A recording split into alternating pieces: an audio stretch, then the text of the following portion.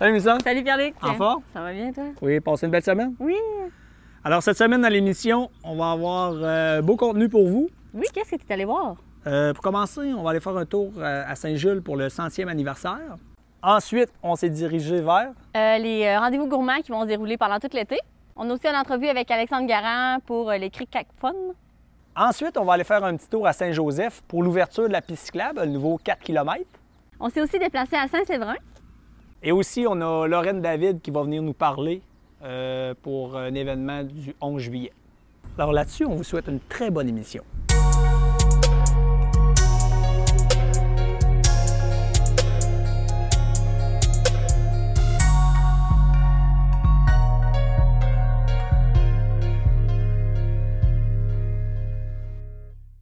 Bonjour et bienvenue à notre émission. Donc moi aujourd'hui, j'ai rencontré 3 des organisatrices pour les rendez-vous gourmands qui vont avoir lieu tout l'été. Et moi, j'ai rencontré Sylvain Cloutier pour le 100e anniversaire de Saint-Jules. Alors, pour nous parler des festivités du 100e, j'ai avec moi un invité, M. Cloutier. Bonjour, M. Cloutier. Bonjour. Alors, M. Cloutier, aujourd'hui, on est là pour parler de la municipalité de Saint-Jules. Oui, la municipalité de Saint-Jules a été fondée il y a déjà 100 ans. En 1918, il y avait l'érection canonique. Puis les gens ils ont fait une agglomération, il y a une église, puis ça fait déjà 100 ans que Saint-Jules existe. Puis pour l'occasion, vous fêtez les 100e d'anniversaire cette année? Oui, ça va durer, on commence en 2017 pour se terminer en juillet 2018. Le gros festival, ça va être en juillet 2018. Mais tout de suite, on a l'ouverture du festival le 6 juillet prochain, à même le festival Saint-Jules en fête, qui va avoir lieu le 6 juillet 2017. OK, parfait. Et j'ai pu constater qu'on a un très beau programme cette année ici à Saint-Jules. Oui. En plus des activités reliées au Festival Saint-Jules en fête, nous avons des activités en cours d'année qui ont été organisées soit par notre comité ou par différents organismes. Nous avons comme une randonnée de chevaux qui va avoir lieu au mois d'août. En septembre, on a les fermières qui font un brunch. En novembre, nous avons une pièce de théâtre qui a été montée spécifiquement pour Saint-Jules, qui va avoir 4 représentations en novembre. Aussi en décembre, nous avons une messe d'antan avec soirée canadienne. C'est les principales activités. Puis le juillet de l'année prochaine, il va y avoir le gros festival parade avec exposition d'antiquités en juillet 2018. Mais ça, on va avoir une publicité spécifique pour juillet 2018. J'aimerais parler, M. Cloutier, de les premières festivités de l'événement du 100e. Oui, l'ouverture se fait le 6 juillet avec la collaboration des loisirs Saint-Jules sur Saint-Jules en fête. Le 6 juillet, nous avons l'ouverture officielle. Dans la soirée, nous aurons des costumes qui ont été mis, des activités qui ont été faites depuis 25 ans. Il y a un chansonnier Tijules qui va être là aussi. Le vendredi, nous avons 5 à 7 comme d'habitude. Le samedi, nous avons la présence des activités dans la journée et le soir, nous avons Caillouche. Le dimanche, nous avons même le retour de notre concours de scie à chaîne dimanche après-midi. Et naturellement, le matin, nous avons la messe sous la tente aussi, comme d'habitude, dans le festival Saint-Jules en fête. Fait que nous invitons toute la population à venir nous rejoindre, venir festoyer avec nous. Pour finir, on invite toute la population à aller visiter votre site Internet, peut-être Facebook? Oui, c'est sur Facebook, juste à cliquer sur Saint-Jules en fête. Au site Internet, vous trouvez toutes les informations requises pour toutes les activités en cours d'année. Ah ben parfait. Merci beaucoup, M. Cloutier. Bonne festivité. Bon 100e!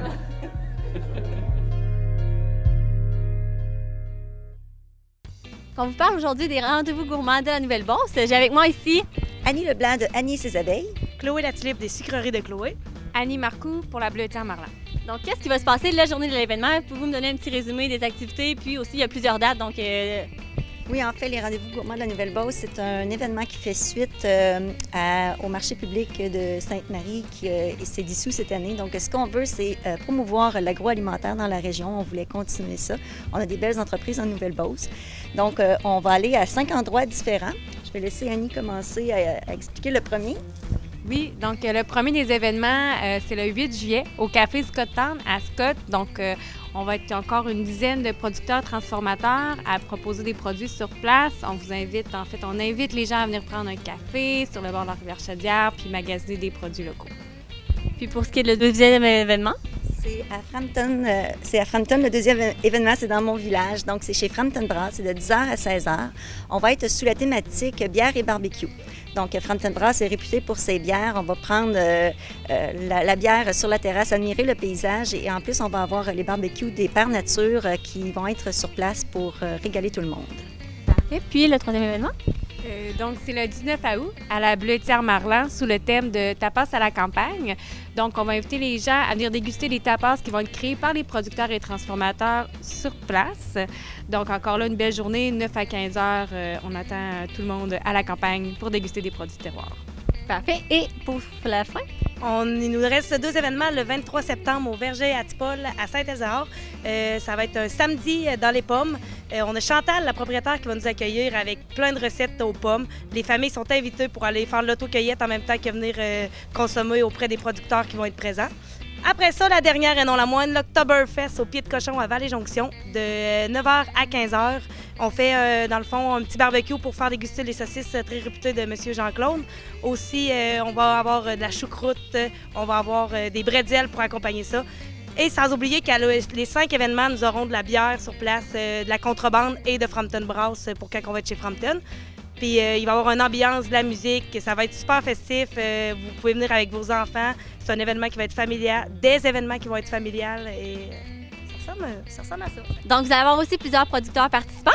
Oui, effectivement, on va avoir le verger L'Argousier qui est en transformation d'argousier. Après ça, le jardin aux racines qui est un maraîcher. La contrebande qui est une microbrasserie. Après ça, les fruits de la colline qui est des fruits et légumes. Herbanie, du thé. Après ça, Savouré Suisse, boulangerie et pâtisserie. Les Pères Nature qui est une épicerie. Appalaches, sirop de bouleau.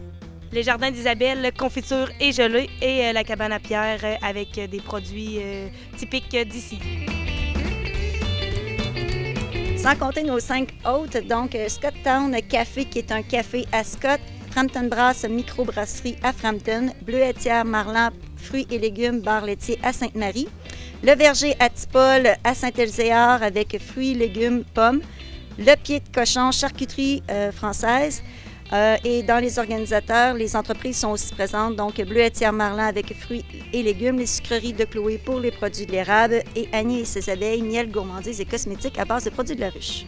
Et on voudrait tout particulièrement remercier le partenariat qu'on a avec la MRC Nouvelle-Beauce. Sans eux, le projet ne serait pas réalisable.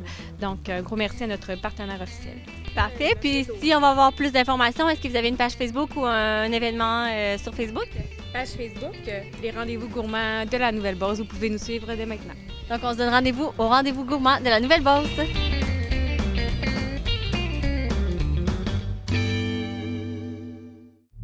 Vous avez des plans pour les vacances? Je sais pas. Tu ne sais pas. Qu'est-ce qu'on va faire?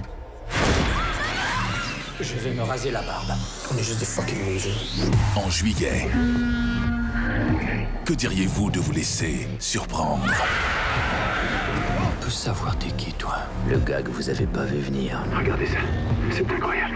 Voyagez au cœur d'une programmation qui défie toute logique. Un monde nouveau où tout reste à faire. Oh oui. Oh shit, man, t'as-tu vu ça?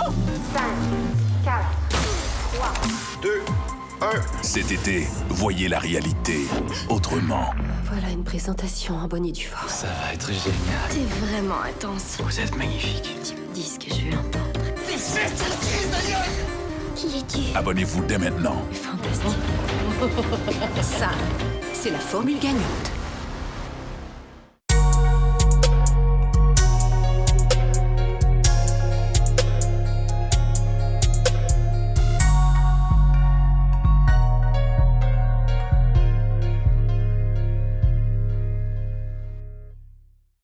Alors, on est de retour à l'émission. On va vous montrer l'interview que j'ai faite avec André Lambert à Saint-Joseph pour l'ouverture de la piste cyclable. Mais tout d'abord, on va aller voir Alexandre Garand qui va nous parler de Cric-Crac-Fun. L'activité Cric-Crac-Fun, en fait, c'est de l'animation de parc du 26 juin au 17 août. cette animation-là. Il y a 3 parcs qui sont ciblés dans la ville à chaque semaine. C'est toujours les mêmes pendant ces périodes-là. Chaque semaine, nos 2 animateurs de camp de jour sont sur place pour animer les jeunes de 5 à 13 ans avec différents jeux libres, la tag. Ceux qui se présentent, ceux qui sont là, vont jouer à la tag, au frisbee, sauter à la corde à danser. C'est vraiment des animations comme ça qui sont faites avec nos animateurs.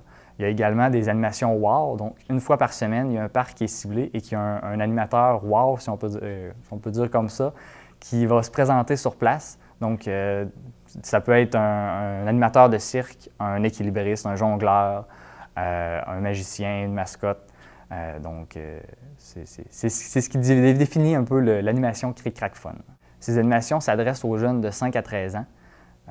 Les parents sont également conviés à visiter le parc de leur quartier, mais principalement les jeunes de 5 à 13 ans vont être animés là, avec nos animateurs. On a développé ça justement pour créer le sentiment d'appartenance des citoyens à leur quartier, à leur parc, pour qu'ils redécouvrent vraiment les parcs de quartier, qui s'approprient leur lieu, qui voient les différents modules, les différentes possibilités qui s'offrent à eux pendant l'été de jouer à l'extérieur. C'est tout à fait gratuit, vous vous présentez là, vous vous habillez en sport pour courir, pour vous amuser dans un parc.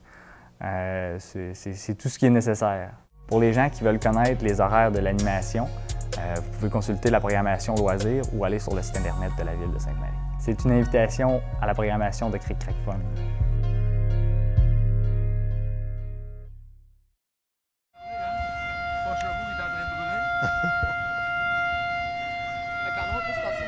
Alors, c'est fait. C'est maintenant fait. On vient d'entendre la sirène pour ouvrir le nouveau 4 km de la piste cyclable. Et pour nous en parler, j'ai ici mon ami André. Salut André, le directeur des loisirs à Saint-Joseph. Oui, bonjour. Ça va bien? Ça va très bien. Vous êtes fiers de la nouvelle piste cyclable ici à Saint-Joseph? Oui, c'est une grande journée parce que ça fait longtemps que les gens l'attendent, la piste cyclable à Saint-Joseph, malgré tous les difficultés face à ce dossier-là. En 2016, le conseil municipal avait choisi de faire de la piste cyclable une priorité avec ou sans subvention gouvernementale. Puis, donc, le mandat qui était là a été réalisé. Et on a donc une nouvelle piste cyclable qui est dans le secteur urbain, ici, dans le centre-ville de Saint-Joseph, sur une longueur de 4 km. Et maintenant, on peut tout le monde l'utiliser. C'est super le fun, une belle asphalte, c'est sur planche, c'est anciennement la voie ferrée. Oui, c'est anciennement la voie ferrée. Donc, il y a un bail de 60 ans qui a été signé avec le Canadien national, le ministère des Transports aussi, là, pour qu'on puisse utiliser la piste cyclable pour les 20 prochaines années. Donc, c'est pas la Ville, ni c'est la MRC Robert Clich qui est le porteur de ce ballon-là. Fait que nous, on a choisi le volet 4 km urbain parce qu'on voulait sécuriser notre population. Auparavant, les gens étaient toujours du côté de l'avenue du Palais. Ça circule beaucoup. Donc, on avait les vélos, les marcheurs étaient toujours là, avec toujours sur les accotoirs, les trottoirs. Donc, c'était difficile. Fait que maintenant, c'est autant le marcheur, le coureur, les joggeurs, les triporteurs. Rollerblade? Les rollerblades aussi, c'est possible là-dessus. C'est une nouvelle dynamique pour la ville de Saint-Joseph. C'est quelque chose d'unique. Le secteur est très, très beau aussi. Il y a des beaux boisés. On est le long de la rivière Chaudière. C'est agréable à voir. Et j'imagine que la piste cyclable, c'est pour tout le monde. En dehors de Saint-Joseph, Vallée, Saint-Ange, Frampton peuvent venir. On a un beau stationnement pour tout le monde. C'est pour tout le monde, effectivement. C'était le départ de la piste cyclable, c'est tout près de la halte Desjardins ou les Jeux d'eau à Saint-Joseph. Ça se termine dans le secteur du dépanneur Jean-Paul Lessard. Donc, quand les gens s'en viennent du côté de Saint-Joseph, idéalement, on vient ici, on veut partir, là, faire juste la petite randonnée-là, on vient stationner directement là, au parc municipal à la halte Desjardins. Puis il y a un 4 km. Cet été aussi, Beauceville fait un certain secteur pour aller rejoindre la MRC Sartigan. Sartigan vont faire un petit bout aussi pour venir les rejoindre. Donc ça avance bien avec le projet de la piste cyclable pour la Grande Beauce. C'est le fun. J'en profite aussi. Magnifique terrain. Il y a un jeu d'eau ici à Saint-Joseph. Il y a plusieurs places qu'on peut faire un pique-nique. Fait qu'après avoir pris une petite randonnée à vélo, on peut en profiter pour pique-niquer ou se rafraîchir dans le jeu d'eau. Oui, en plus, on invite les gens au cours de l'été parce que vous voyez les infrastructures que l'on a ici avec la halte des Jardins. Vous avez, il y a un air, on a une vue extraordinaire sur la vallée de la Chaudière. Il y a un piano public qui est maintenant sur la terrasse Richelieu. C'est ouvert à tous. On vient s'amuser. Les gens, vous arrivez à 2 heures l'après-midi, vous enlevez la bâche où ça peut jouer. Donc, ça crée une nouvelle dynamique. C'est quelque chose de super intéressant aussi. Puis la vue est tout simplement merveilleuse avec les jeux d'eau. Il y a des aires de pique-nique. Donc, à vous d'en profiter. Tout notre secteur sportif est aussi à même. Super, André. Merci beaucoup de l'interview. Merci de ton temps. On invite tout le monde à passer à Saint-Joseph. Venez faire un petit tour sur cette belle piste cyclable flambant neuve pour vous autres, pour tout le monde.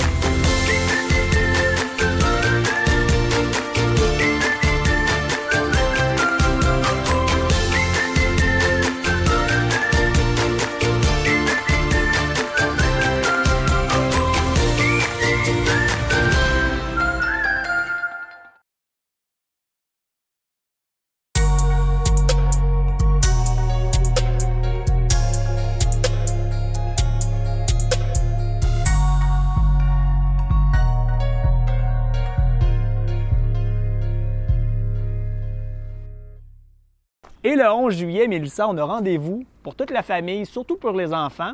Lorraine David va venir nous raconter des histoires. Et on s'en va à Saint-Séverin, au pays du cheval à méo. Comme vous pourriez le remarquer, on se retrouve ici à Saint-Séverin, tout près du cheval à méo, où se tiendra une pièce de théâtre tout l'été. Donc j'ai avec moi Mme Cloutier qui va nous en parler un petit peu plus. Alors, on va présenter une pièce de théâtre tous les samedis du mois de juillet, les 1er, 8, 15 et 22, en plein air, à 16h30 sur le terrain du cheval à méo. C'est sûr que s'il ne fait pas beau, on va présenter la pièce dans la sacristie. Alors, c'est notre solution de rechange pour que les gens qui ont retenu une date puissent quand même la voir. Et les gens n'ont pas besoin de réserver, ils payent sur place. Par contre, le comité culturel de Saint-Séverin qui parraine ce projet-là de théâtre en plein air offre, avec le restaurant chez Méo, la possibilité de souper au restaurant en formule table d'hôte, 4 services. Pour souper, par contre, il faut réserver. Pas pour la pièce de théâtre, mais pour le souper, oui, c'est nécessaire. Donc, je suis ici avec René qui va nous parler un petit peu plus du comité culturel de Saint-Séverin. Merci. Une pièce comme celle qu'on présente en plein air, évidemment, a besoin de soutien. Le comité, lui, pense à organiser, etc., mais il y a des gens qui nous appuient, qui nous permettent de réaliser cet événement culturel. Il y a la municipalité d'abord qui nous prête ses terrains, qui nous finance. Il y a ensuite la Caisse populaire des jardins de Nouvelle-Beauce qui nous donne une subvention. Et puis, grâce au fameux projet éolien dont les gens ont sans doute entendu parler à Saint-Séverin, le parc éolien de Sainte-Marguerite nous a aussi subventionné pour cette création, si vous voulez, originale. Maintenant, il y a aussi tous les bénévoles, c'est-à-dire qu'on a construit une scène, on a construit des décors, etc. C'est grâce à l'appui de la communauté de Saint-Séverin. La plupart de nos projets dans cette communauté sont faits avec beaucoup de bénévolat. Les gens sont fiers de Saint-Séverin et si on les appelle puis qu'on leur dit qu'on a besoin des bras, des têtes, on peut toujours compter sur eux. Donc ça, c'est extrêmement important. Et puis, troisièmement, il y a le groupe des spectateurs. Eux aussi sont des supports essentiels pour qu'on puisse continuer notre travail et produire sans doute une autre pièce l'année prochaine. Parfait. Merci beaucoup, M. Leduc. Je vous en prie. Puis là, on parle de votre parcours un petit peu. C'est pas la première pièce de théâtre que vous organisez. C'est quelle autre pièce de théâtre que vous avez déjà fait? On a fait ici l'année dernière pour la première fois du théâtre en plein air et on a présenté une pièce de théâtre qui traitait de l'histoire justement du cheval à Méo. En fait, c'est toute l'histoire de M. Roméo Vachon, de sa femme Lucienne, qui ont construit ce cheval-là. Alors, c'était le thème l'année dernière. Maintenant, cette année, nous présentons une nouvelle production qui est en fait un peu toute l'histoire, bien pas toute l'histoire parce qu'on ne peut pas tout dire, mais des morceaux d'histoire de Saint-Séverin à travers différentes scènes. Nous avons 14 scènes entrecoupées de narration, de musique ou de chansons. Et puis, nous sommes 3 comédiens. Alors là, j'ai un costume de comédien. Nous sommes 3 comédiens qui jouons 25 personnages différents. La pièce débute environ aux alentours des années, fin des années 1860 et nous remontons jusqu'à une époque beaucoup plus contemporaine. Et ce sont tous des personnages, ou pour la plupart, qui ont vraiment existé. Alors, c'est des gens qui... ce qu'on raconte, là, il y a toujours un fond de vérité. Il y a peut-être une scène où c'est plus une légende urbaine, là, mais on parle toujours de personnages qui ont existé ici, qui ont vécu certaines histoires. La plupart sont quand même drôles. C'est sûr qu'on en a une un peu plus dramatique, là, mais voilà. Donc, la pièce de théâtre est ouverte à tout le monde? À tout le monde, grand et petit. Puis, est-ce qu'on doit apporter quelque chose en particulier? Si nous jouons en plein air, les gens doivent apporter leurs chaises. Si nous jouons à l'intérieur, dans la sacristie, en cas de mauvais temps, non, ce n'est pas nécessaire d'apporter sa chaise. Donc, c'est un rendez-vous tous les samedis de juillet à 16h30 ici au Cheval à Méo à Saint-Séverin.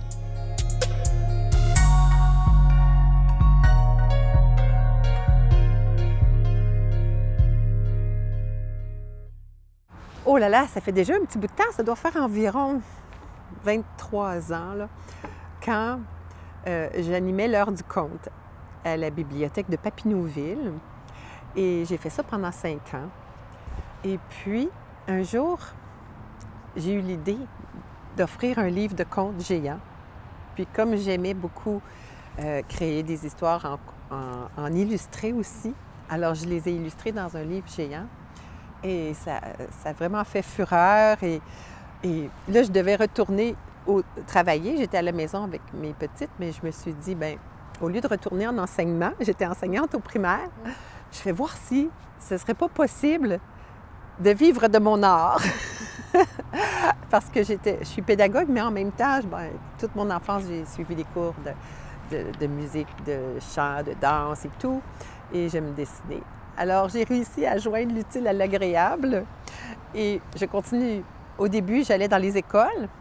Je continuais à voir des jeunes dans un milieu où j'étais habituée, mais maintenant, depuis 1999, où j'ai fondé ma compagnie de spectacle, Les Contes Géants, eh bien, je vais dans tous les endroits possibles où on peut donner un spectacle, les salles de spectacle, les festivals, les écoles, les garderies, les bibliothèques, les maisons de la culture. Alors, c'est bien. J'ai créé mon emploi et c'est avec ma passion de raconter.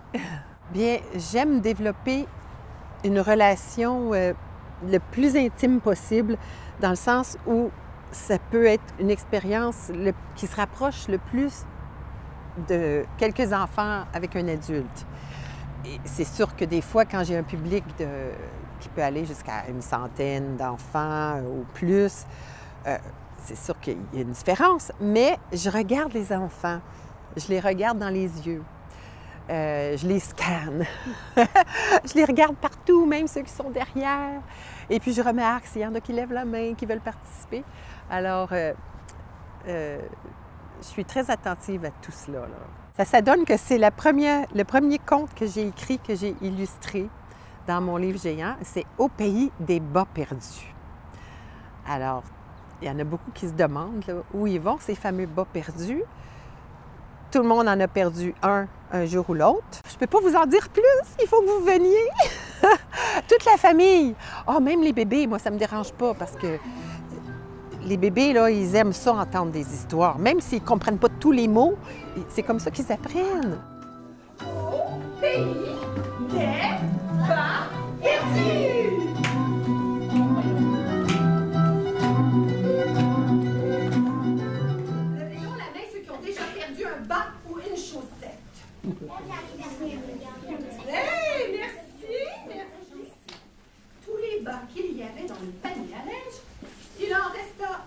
dans un contexte estival, là, on est en été, il fait beau. Alors moi, j'encourage les sorties en famille. Alors qu'on est des... C'est pour ça que j'ai parlé de bébés, là, tantôt. Ça peut être des tout petits. Puis si les grands frères, grandes sœurs là, de 10 ans et plus veulent venir, vous êtes bienvenus. Mais dans un contexte estival, je dirais que le public cible, c'est surtout là, 2 ans à 9 ans pour les enfants. Mais il n'y a pas d'âge, là. Surtout pour la fantaisie, puis surtout pour découvrir le mystère, là, d'où ça vient, là, où est-ce qu'ils s'en vont, ces bas-là. Puis les chaussettes. Ah oui, il n'y a pas juste les bas, il y a les chaussettes. Et danser. Et faire des cubites. Ce sera à la place du château, mardi le 11 juillet à 19h. Et en cas de pluie, ça va être au centre Castel. Je vous invite tous, tout le monde est bienvenu. Ça va me faire un grand plaisir de vous raconter cette chanson tout en belles paroles, en images et en musique.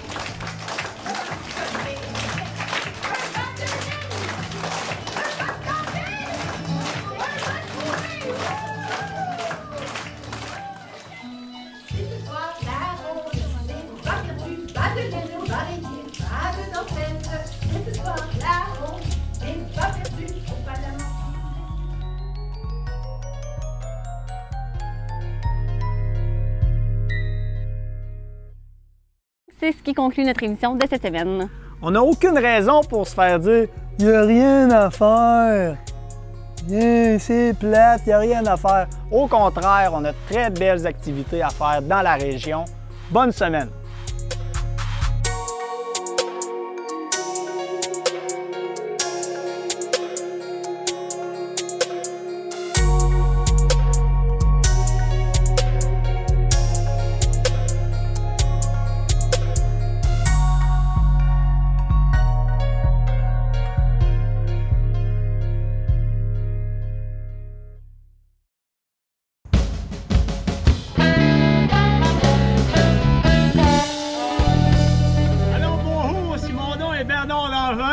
Aujourd'hui, je vais vous montrer comment aller à la pêche. Premier des affaires, faut que tu chuchotes. Parle pas trop fort parce qu'ils vont nous entendre, eux autres là. Ils vont aller se cacher. Deuxième des choses, quand une face comme ça, mets-toi pas trop proche de l'eau. Parce que c'est sûr, ils vont aller se cacher, ils vont sortir rien la semaine prochaine. Tu veux dire? La première des choses, ça te prend une canne à pêche. On prend un beau verre, un beau longchamp. On prit ça dans le bois à pite à valer. Là, tu le prends tranquillement de ton pouce puis l'index. Tu lui pinces la face comme il faut. Puis tu le piques d'en face. Et là, tu le twists un peu. Là. Ça, c'est un conseil que mon grand-père m'avait donné, ça. Là, tu le twists un peu, puis tu le rends plus profond un peu. Là. Tu lui fais une bonne motte. Puis tu repiques d'en face encore. Ici, là, il y a un beau masqué qui s'appelle Gueule d'Or. On est à Vallée-Jonction. Gueule d'Or parce qu'il y aurait plein d'hameçons de poignées en dessous, là, dans le palais. Il n'y a pas personne qui l'a sorti encore, Gueule d'Or. On va te bien le sortir après-midi. Hein? Et que ça vient de donner un coup, là. Ça vient de le voir passer, là. Hein? Tu veux le lancer? Vas-tu veux ça, le lancer, hein? Quand ça pogne pas au vert, moi j'ai des petits tours dans mon sac. Je mets des petites surprises. On aime ça, des surprises, les autres. Tu prends une guimauve. Hein, tu prends une petite guimauve, là, tu t'en mets de même, là, juste sur le bord, là. Pour l'attiser un peu, là. C'est vrai, ils sont curieux, eux autres aussi, les masqués d'Angers. Vous aimez ça, vous autres, hein, à la maison, manger des petites gâteries? Eux autres aussi, ils aiment ça. C'est dur à voir une guimauve aussi, là. Mais quand il y a à voir, moi, te dirais qu'en affaire, ils se garochent dessus. C'est pas là. Ah, pour moi, ils l'ont pas vu. Non, ils l'ont pas vu encore. Aujourd'hui, on va l'essayer avec un rapala jaune. Vu qu'il fait soleil, là, le soleil, il va l'aller chercher. On devrait être bon pour vider la rivière avec ça. Un rapala de même. C'est pas le plus beau lancer, ça, là. Mais faut se watcher. Il y a des autobus, l'autre bord qui n'est pas là. Faudrait pas accrocher l'autobus, puis après ça, se faire dire « Hey, hey, Bernie, t'accroches mes autobus! » Et Chris, C'est le rapalo. C'est le rapalo. Hey, vous avez eu, hein? À la prochaine!